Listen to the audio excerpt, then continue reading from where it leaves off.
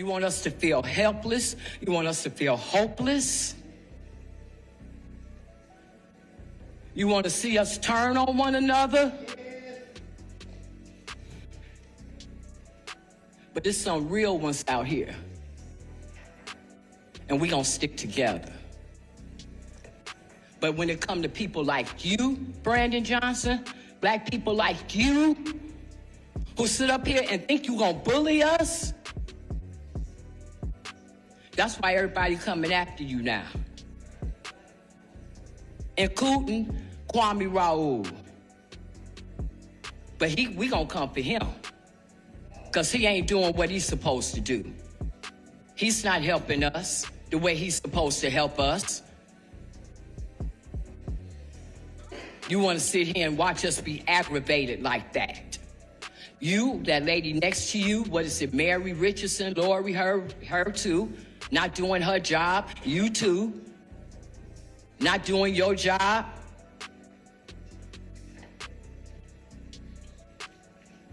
Acting like, you just gonna bully everybody.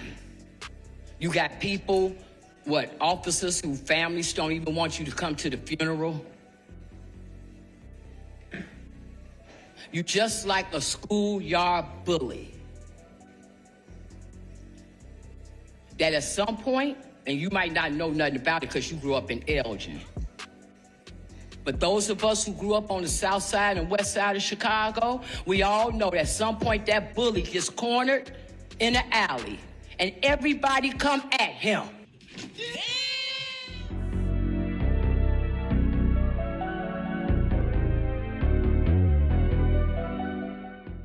Welcome to Male Reality Lessons, where topics are reviewed and discussed as iron sharpens iron.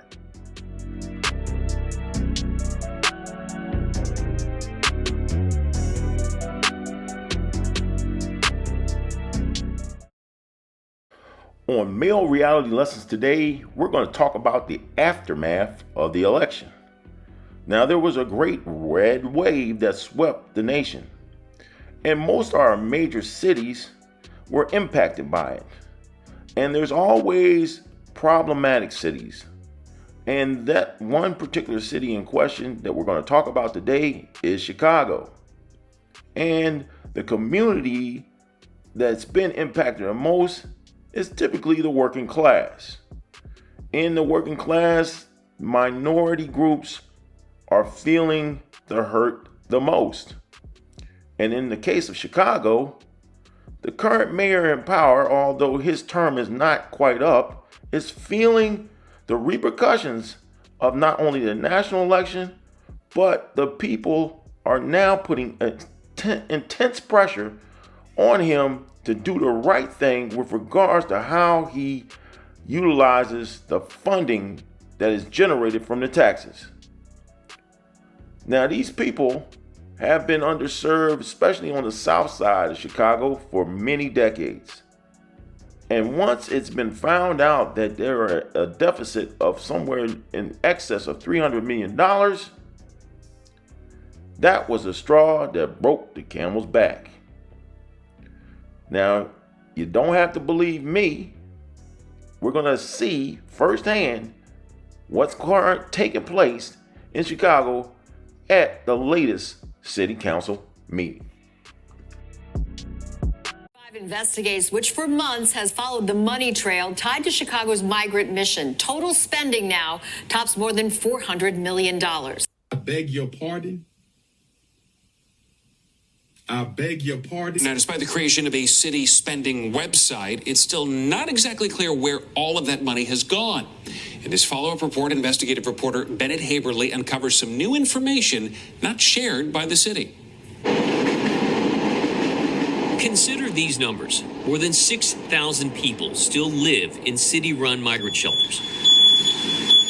That means costs are still adding up. Since August of 2022, the city of Chicago has spent more than $400 million, according to the city's spending website. Nearly $253 million went to one private company, Kansas-based Favorite Healthcare Staffing, which staffs the shelters. Another $76 million went to Equitable Social Solutions.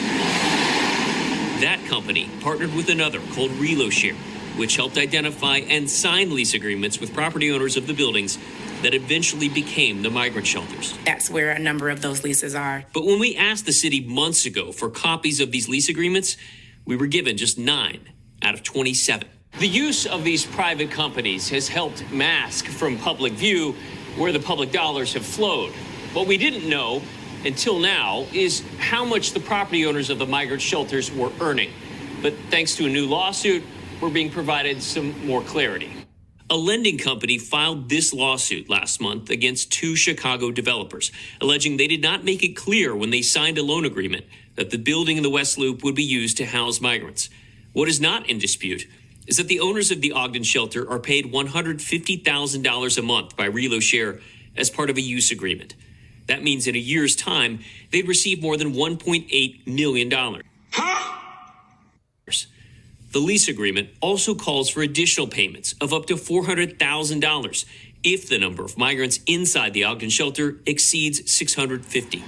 The latest figures show more than 700 people still live here. If there are public dollars involved, shouldn't the public know where they flow? 100%. Back in March, Alderman Andre Vasquez, the chair of the City Council's Migrant Committee, told us aldermen themselves have had a hard time accounting for all the spending. That's still the question that's out. When we attempted to ask Mayor Brandon Johnson about this at the time, he said this. Again, we're meeting you right where you are. Were it not for this new lawsuit, the public would have no idea how much these property owners are earning. All right, good afternoon, everyone. Thank you. We pressed the mayor about this last week and asked if he would consider adding the information to the city's website.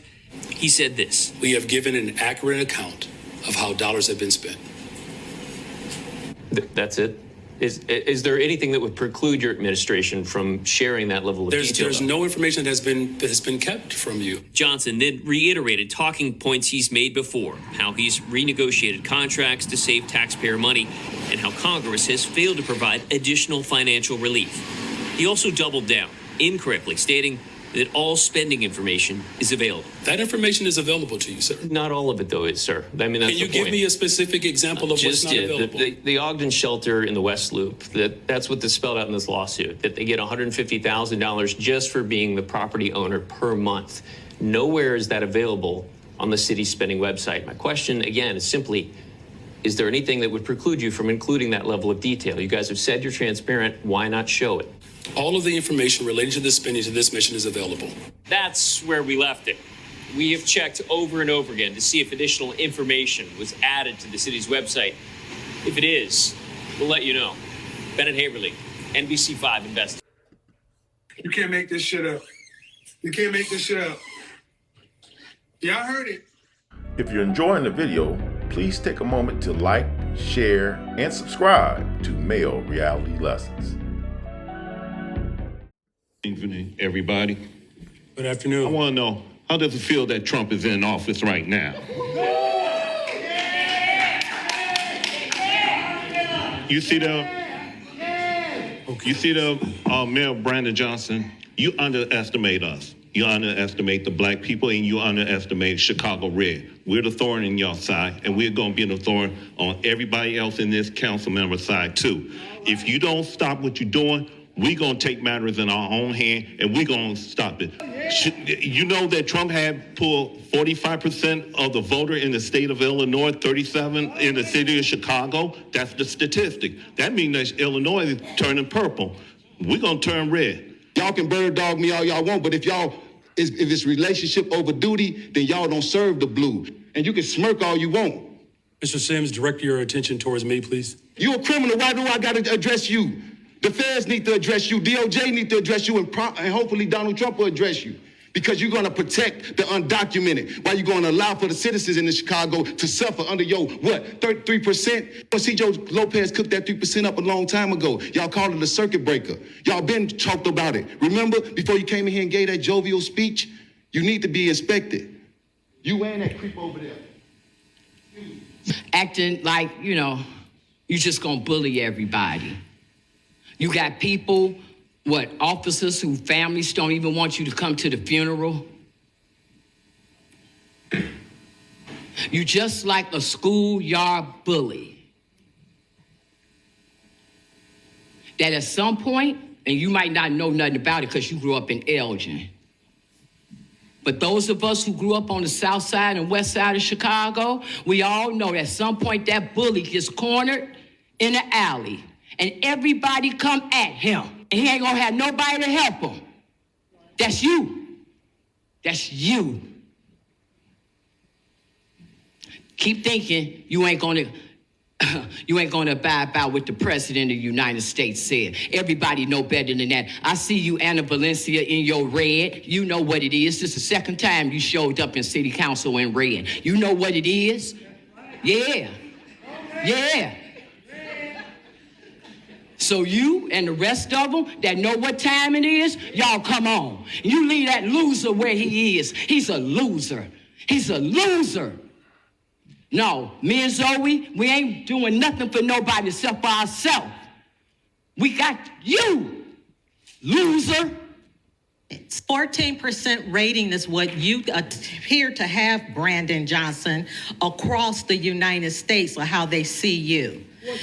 But 14% rating. Now, I'm going to talk about all those known donations of $11.5 million that came from places like the CTU, the SEIU, the American Federation of Teachers, Illinois Federation of Teachers, and then someone got the nerve to get on there and talk about cutting their pensions.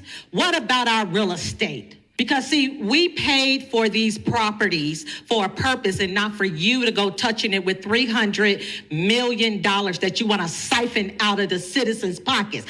Get rid of the illegals, and that'll take your money right back. Start it off with that. In the letter calling for the special meeting, the only item up today for consideration is item number 02024-0013679. An ordinance authorizing the fiscal year 2025 property tax levy. There are 0 nays, 50 nays. This matter has been voted down. Here are my final thoughts. It's clear at the conclusion of the meeting the people have spoken. The final vote taken for that particular tax hike bill was shot down. This is a clear sign that, hey, if you want to have change in the condition of your particular locality, city, or federal government, you need to put the pressure on the politicians you put in office. And if they can't manage the budget accordingly, they need to hear about it, and they need to hear about it loudly. Now, the future of this current mayor, I'm willing to bet he's a one-term mayor just like the previous one. But we use this as a textbook example of how, regardless of party affiliation, you need to be able to get something for your vote. But I want to hear from you in the comments section. Give me your thoughts and opinions on this topic as well as any other topic here on Male Reality Lessons. As always, I want to thank you for watching. Smash that like button and have a good day. Yeah.